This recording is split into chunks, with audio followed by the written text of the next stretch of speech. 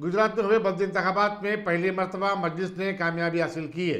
IND today के नुमाइंदे असद खादरी ने बताया कि मजलिस ने 8 बल्दी हल्कों में कामयाबी हासिल की है।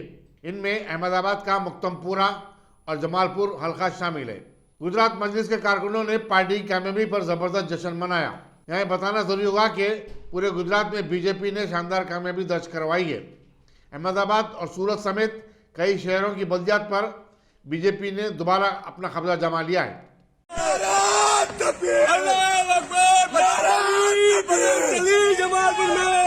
हट जा भाई, बीच में हट जा। थोड़ा खास है, आज थोड़ा खास, आज थोड़ा खास है।